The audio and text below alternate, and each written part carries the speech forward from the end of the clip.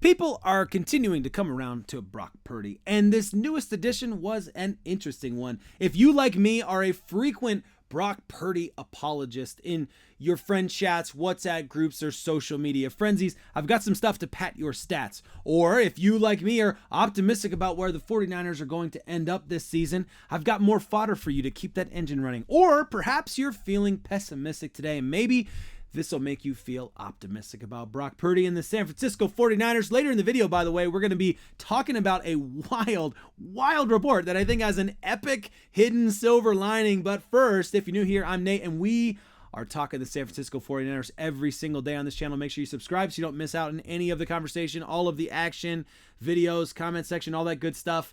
The good news is this: PFF put out some analytics, and we like these analytics by PFF this time. Sometimes we do, sometimes we don't. Depends which analyst.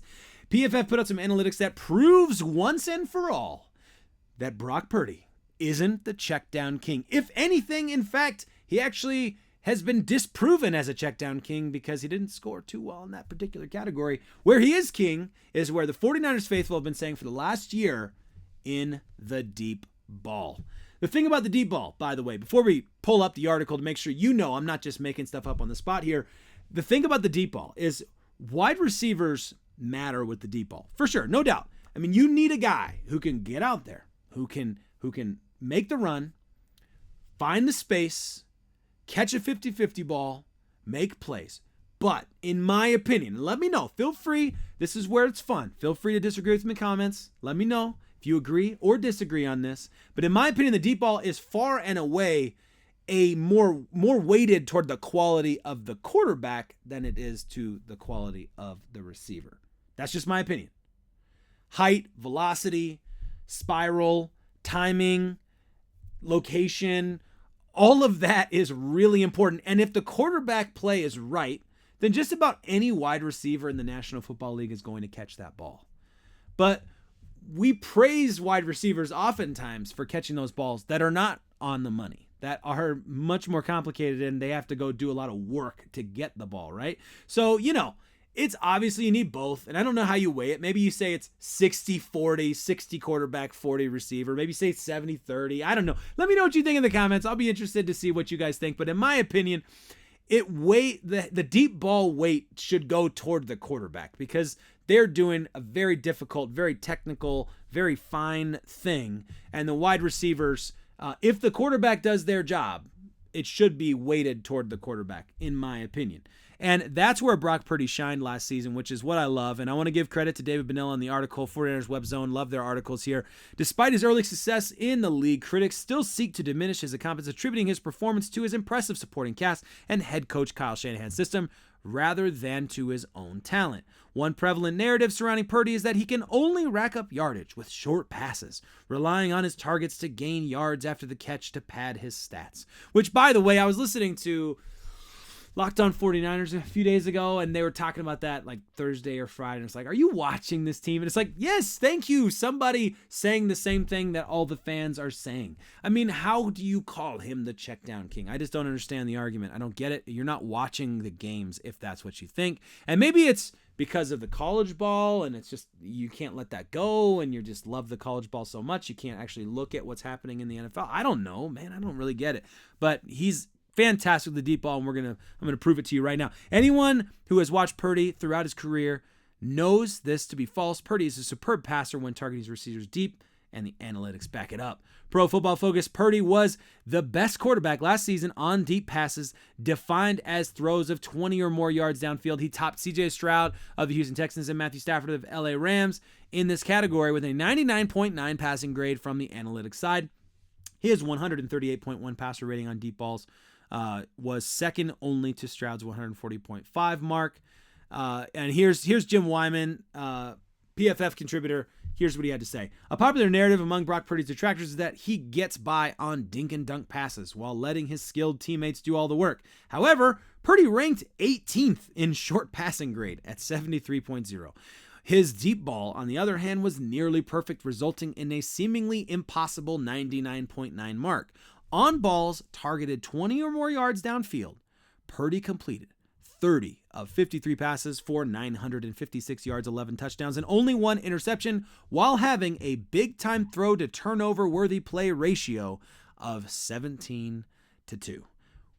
Absolutely love those stats. Not going to feel bad about that at all. Purdy was also incredibly effective when his offensive line kept the pressure away. The 49ers quarterback earned a 93.2 grade while throwing from a clean pocket, which some quarterbacks, Jared Goff, for example, have the benefit of doing more regularly than others, but only Josh Allen, Tua, Jared Goff graded higher. His 125.4 passer rating in a clean pocket led all NFL quarterbacks. How about that? We'll take it. No complaints there. He is the real deal. I don't need to prove it to you. You know that. Everybody knows that. Well, they should. All 49ers fans know it. Faithful know it. The other article that has this wild story and very interesting, I think, very interesting silver lining that I'm going to get to in like 20 seconds is Jeremy Fowler reported this weekend, and you've probably already heard about it if you've been following the news or listening to the radio or anything, but Trent Williams wants an extension. Which is crazy. I mean, let's just talk about why this is crazy, all right? And don't get me wrong, if he can stay healthy, I'll take him till he's 75. I don't care. But he currently has 3 years left. He's due $22 million in guarantees, I believe. Still the best left tackle in the league, or he's up there if he's not the best. I think he's the best. He's rated the best, understandably. 35 years old. He'd be 36 at the start of the season, okay? And he still has 3 more seasons left, which would mean he would start the year at 36, and he's currently locked up.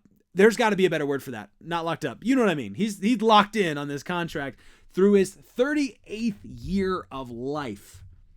That's kind of wild to be like, I'm 35. I'm going to be in this deal till I'm 38 through my 38-year-old season, and I'm really interested in an extension right now. That's just crazy. But here's the good news, and here's the silver lining I hope that you stuck around for in this video to make sure you don't miss. Trent Williams clearly thinks that he has a lot left in the tank. Nobody at age 35 is asking for an extension when they already have 3 seasons left still, and they think they can go 4 or 5 or 6, presumably, right? Usually you don't really want 1 year tacked onto a 3-year contract. That doesn't really make a whole lot of sense to me. Now, I don't think that a deal is going to be getting done for Trent Williams this summer. I don't think so. My opinion on that could change tomorrow because who knows? What do I know? But it doesn't really make sense to me. It makes sense if you're going to pay Trent Williams a contract extension. It's 2 years from now when he has a year left in his contract and he's still doing really well and he's found a way to make those ankle injuries kind of go away a little bit or something like that. It seems wild to extend a 35-year-old left tackle on his contract when, you know, this is a beefy dude. He's putting a lot of miles on his legs every single day that he plays in the National Football League. But listen, I think it's good news that he thinks he's confident that he has that much more left in the tank. So this could free up some early cap space. There's a positive there. Obviously, anytime you restructure a deal, there's a benefit there. If you extend Trent Williams, you're thinking he's producing at this level basically into his 40s, which is pretty wild. He's getting top 5 money already and is due to make $32 million as a 38-year-old left tackle. So there's also a potential reality here that maybe could be sneaky good, that if you do extend him, that could release some of the weight of that $32 million guaranteed on that his third year, 3 years from now, his last year of his contract as it currently stands. You could push that number further down, and then maybe, perhaps, there's a way in which that works out to benefit you. I don't know. I'm not so sure. But listen, if he can play at that level, then yeah, it's awesome. I mean, I'll take it for sure. Hey, let me know what you think in the comments, though, about all of it. I mean, firstly, do you think that this PFF article is right? Do you think that Brock Purdy is on it? That he is as good as we all think he is? That Faithful thinks he is? Is the check down king thing? Is this stat can just push that out the door and it's gone forever?